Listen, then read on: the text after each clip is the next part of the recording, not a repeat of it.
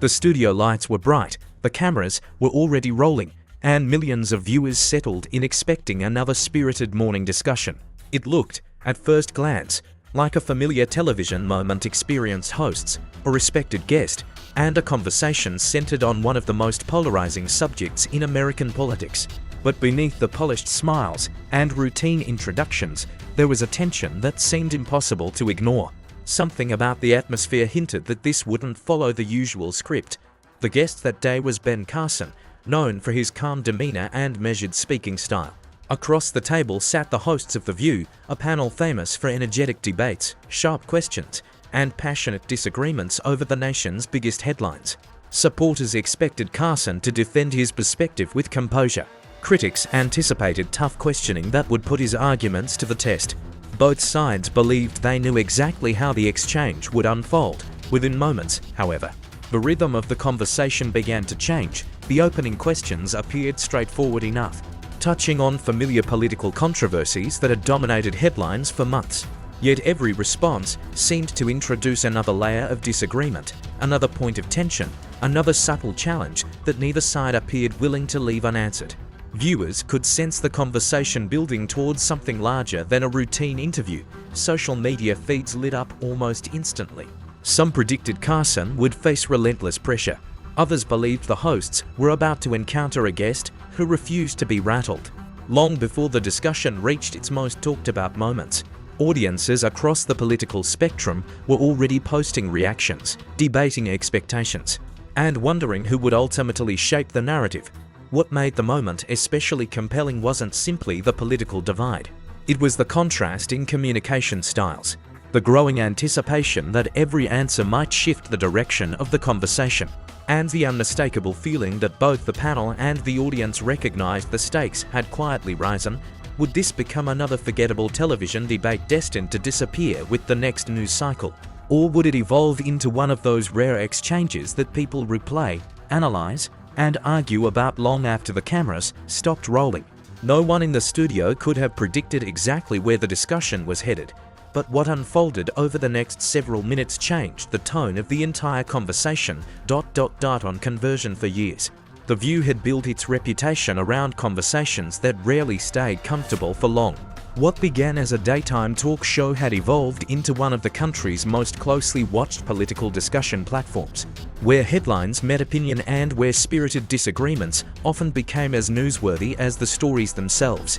Viewers tuned in not only to hear different perspectives, but also to witness the unpredictable chemistry that emerged whenever guests with sharply contrasting viewpoints joined the table. Some admired the hosts' willingness to ask difficult questions. Others believed the conversations sometimes reflected deeper ideological divides playing out across the nation. Either way, the program had become a destination for moments that could dominate social media before the hour was over. The timing of Ben Carson's appearance added another layer of significance. American politics remained deeply polarized, with nearly every national issue filtered through competing narratives about leadership, media, and the country's future. Public trust in institutions was being debated as intensely as the policies themselves, and televised interviews often became symbolic battles over credibility as much as substance. Every guest stepping into that environment knew the discussion would reach audiences that were already passionate, skeptical, and ready to defend their own interpretations. Carson arrived carrying his own public reputation. Admirers viewed him as thoughtful, disciplined, and measured, someone who preferred careful explanations over heated exchanges. Critics questioned many of his political positions and expected those views to receive close scrutiny. Regardless of where viewers stood politically, there was widespread recognition that his communication style differed sharply from the fast-paced rhythm often associated with televised political debates. That contrast alone made the interview intriguing before the first substantive question was even asked. As previews circulated online, anticipation steadily grew. Supporters encouraged one another to watch live, confident Carson would remain composed under pressure. Skeptics predicted the hosts would challenge his arguments forcefully, believing the conversation might expose weaknesses in his positions. Neutral observers simply expected compelling television, knowing that respectful discussions could quickly become memorable when strong personalities and important issues intersected. the subjects likely to dominate the conversation were hardly a mystery.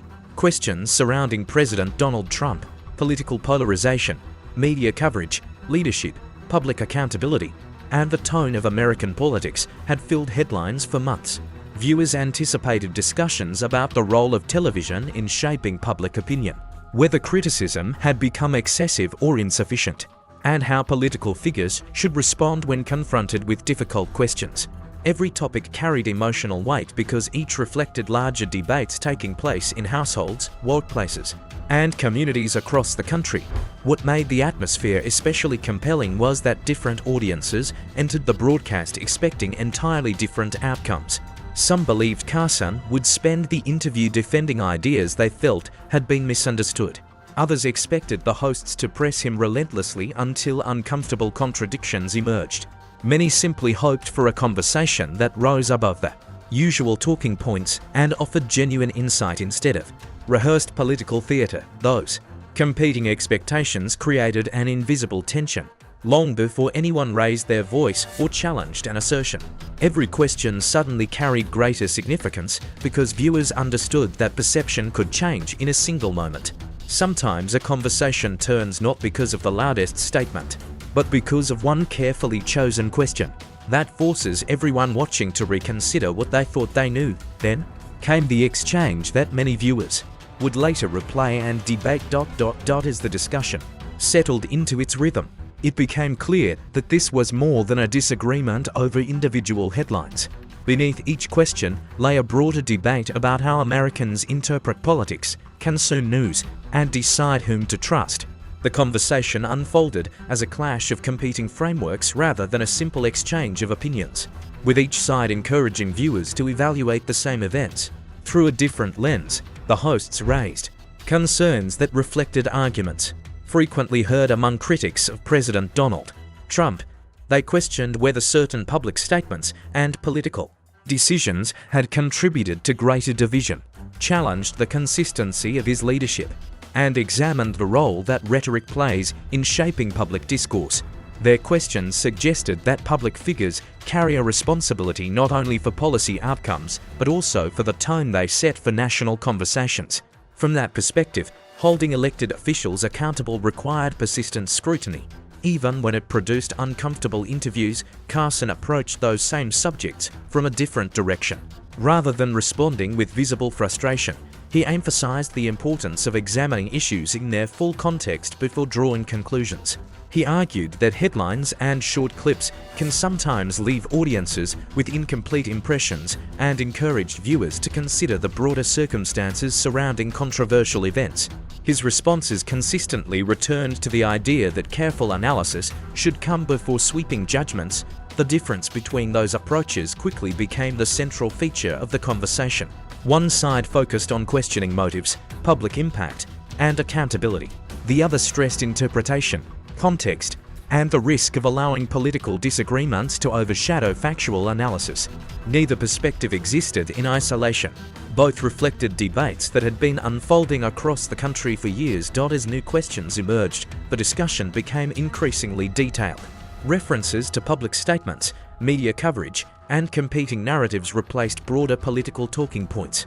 Rather than relying solely on emotional appeals, both sides attempted to strengthen their arguments by pointing to examples that supported their interpretations.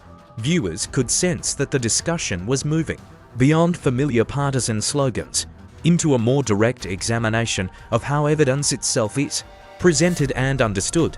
That shift also exposed an important reality about modern political communication. The same event can produce dramatically different conclusions depending on which facts are emphasized, which questions are asked first, and what context accompanies the story.